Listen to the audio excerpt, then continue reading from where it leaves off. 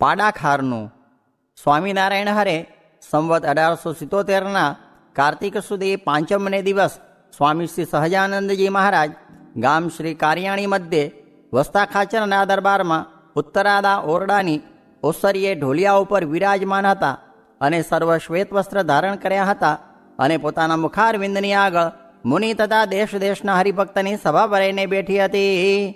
પછી શ્રીજી મહારાજે નિત્યાનંદ સ્વામી તથા બ્રહ્માનંદ સ્વામી પ્રત્યે પ્રશ્ન પૂછ્યો છે, જેને એવી મલિન રીસ હોય જે જેની ઉપર આંટી પડે તે સંગાથે આંટી મૂકે જ નહીં, પાડાની પેઠે રીસ રાખ્યા જ કરે, એવો જે હોય તેને તે સાધુ કહીએ કે ન કહીએ? પછી એ બે બોલ્યા છે, જે એવો હોય તેને સાધુ ન કહેવાય. પછી મુક્તાનંદ સ્વામીએ પ્રશ્ન પૂછ્યો છે, હે મહારાજ, જે ભગવાનનો ભક્ત હોય ને તેને કોઈક ભગવદીયનો હૈયામાં અવગુણ આવતો હોય અને તેણે કરીને તે ભગવાનના ભક્ત ઉપર રીસ ચડતી હોય તો તે અવગુણ ટાળ્યાનો શો ઉપાય છે? પછી શ્રીજી મહારાજ બોલ્યા છે, જેના હૈયામાં ભગવાનની ભક્તિ હોય ને ભગવાનનો મહિમા જાણતો હોય તેને ભગવાનના ભક્તોનો અવગુણ આવે નહીં અને ભગવાનના ભક્ત ઉપર રીસની આંટી બંધાય જ નહીં. જેમ ઉદ્ધવજી જો ભગવાનના મહિમાને સમજતા હતા તો એમ વર માગ્યો છે, આ ગોપીઓની ચરણરજના અધિકારી એવા જે વૃંદાવનને વિશે લતા તથા તૃણ તથા ગુચ્છ તેને વિશે હું પણ કોઈક થાઉં.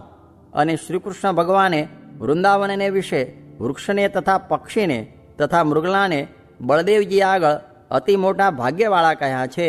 અને બ્રહ્માએ પણ શ્રીકૃષ્ણ ભગવાન પાસે એમ વર માગ્યો છે જે, હે પ્રભુ, આ જન્મને વિશે અથવા પશુ પક્ષીના જન્મને વિશે હું જે તે તમારા દાસને વિશે રહીને તમારા ચરણારવિંદને સેવું એવું મારું મોટું ભાગ્ય થાઓ.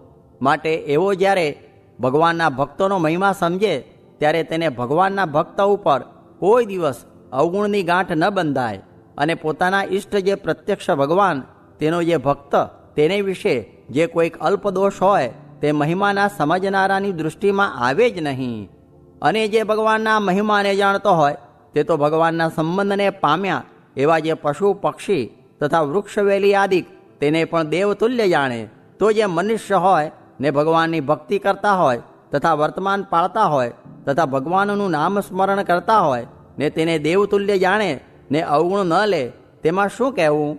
માટે ભગવાનનો મહિમા સમજે તેને ભગવાનના ભક્ત સંગાથે વૈર ન બંધાય અને જે મહાત્મ્ય ન સમજે તેને તો ભગવાનના ભક્ત સંગાથે વૈર બંધાય ખરું. માટે જે ભગવાનનું તથા ભગવાનના ભક્તનું મહાત્મ્ય ન જાણતો હોય ને તે સત્સંગી છે તો પણ તેને અર્ધો વિમુખ જાણવો અને ભગવાનનો ને ભગવાનના ભક્તનો જે મહિમા સમજે તેને જ પૂરો સત્સંગી જાણવો. એતિ વચનામૃતમ. એવી રીતે કારિયાણી પ્રકરણનું 9મું વચનામૃત જે તે થયું. દિવ્ય ભાવ ને મનુષ્ય ભાવ એ બેને એક સમજે તે માયાને તરી રહ્યો છે ને એ જ માયા છે તે જાણવી ને એમ ન જાણે તો પ્રથમ પ્રતાપ દેખાડે ત્યારે આનંદ થાય ને રૂએ ત્યારે મૂંઝવણ થાય ને દિવ્ય ભાવ મનુષ્ય ભાવ એક સમજે તેને કયું સાધન કરવાનું બાકી છે?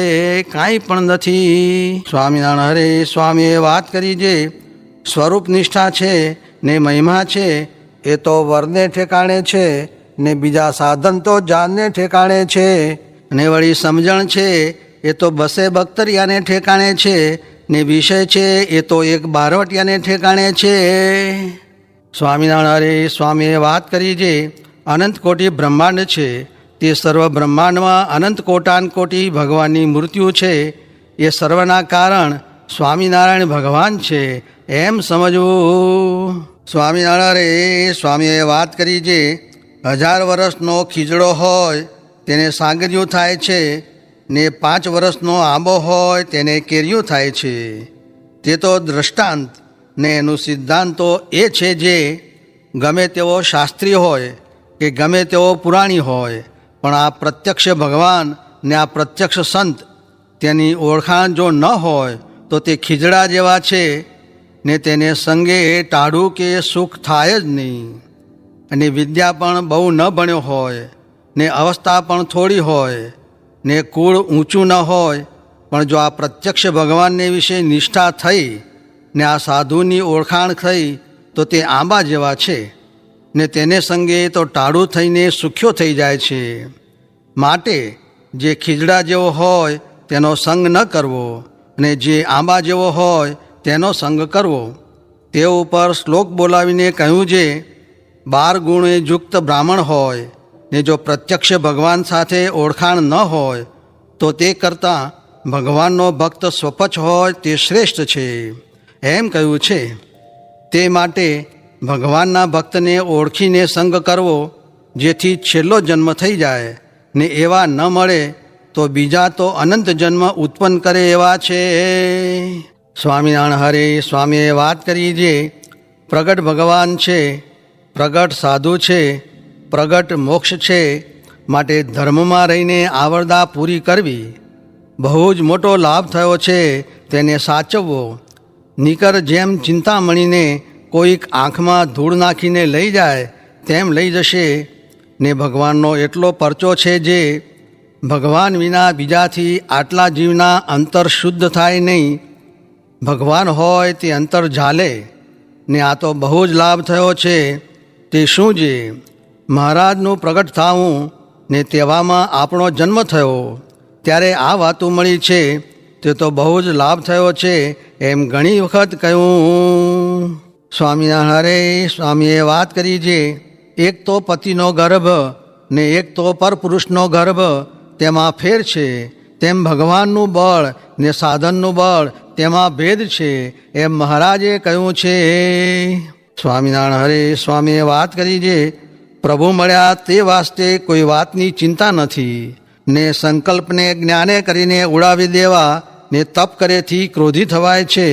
પૂર્વે દુરાસાદિક તપ કરીને ક્રોધી થયા છે એમ કોઠારમાં વાત કરી. સ્વામિનારાયણ હરે.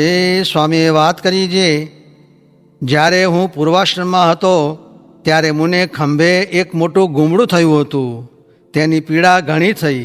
તે વખતે જાગ્રતમાં અર્ધરાત્રિને સમયે મહારાજ પધાર્યા ને મને દર્શન દીધા. તે પીળું પિતાંબર પહેર્યું હતું ને બીજું રાતું પિતાંબર ઓઢ્યું હતું, ને મસ્તકને ઉપર દક્ષિણી પાગ ધારી હતી, ને લલાટને વિશે કેસરચંદની અર્ચા સહિત કંકુનો ચાંદલો શોભી રહ્યો હતો, ને ચાખડીઓ ઉપર ચડ્યા હતા. એવી શોભાને જોઈને મારી વૃત્તિ તો તે મૂર્તિમાં પ્રોવાઈ ગઈ, ને પછી ગુમડું ફૂટી ગયું ને પીડા પણ ટળી ગઈ. પછી મહારાજ પણ હસીને અદૃશ્ય થઈ ગયા. પછી તે દાડેથી તે મૂર્તિ અખંડ દેખાતી. પછી જ્યારે અલૈય મોડે મહારાજના અમે પ્રથમ દર્શન કર્યા ત્યારે હૃદયમાં દેખાતી જે મૂર્તિ ને આ મૂર્તિ બે એક થઈ ગઈ. એવું જોઈને મહારાજને સર્વ કારણના કારણ ને સર્વ અવતારના અવતારી પુરુષોત્તમ સમજીને મેં મહારાજનો સર્વોત્કૃષ્ટ નિશ્ચય કર્યો. સ્વામિનારાયણ હરે. સ્વામીએ વાત કરી છે, સભામાં વિધાત્રાનંદ સ્વામીવાળી પત્રી વંચાવીને બોલ્યા છે, આ વાત યથાર્થ જાણ્યા પછી કાંઈ કરવું બાકી રહે નહીં. આ પત્રી ઉપર અચિંત્યાનંદ બ્રહ્મચારી પાસે ગ્રંથ આખો કરાવ્યો છે, તેમાં સંપૂર્ણ વાત આવી ગઈ છે. અહો, હમણાં ઘણી પ્રાપ્તિ છે. આવા સાધુ તો ભગવાન જેવા કહેવાય. પોતાના વખાણ પોતાને ન કરવા એમ શિક્ષાપત્રીમાં કહ્યું છે, પણ કહ્યા વિના સમજાય નહીં, પછી બહુ ખોટ જાશે. સ્વામિનારાયણ હરે. સ્વામીએ વાત કરી છે, જાજી આવરદા એ પણ બહુ ભૂંડું છે. તે મોરે તો 1000 વર્ષનો ખાટલો ને 100 વર્ષના ડચકા. આ તો ભગવાને અનુગ્રહ કર્યો છે તે થોડા કાળમાં મોટું કામ સાધી લેવું ને ભગવાનના ધામમાં પુગાય તેમ કરવું, જ્યાં અખાત્રીજના વા જોવા નહીં, પાંચમની વીજળી જોવી નહીં, એક ભગવાનનું જ સુખ છે.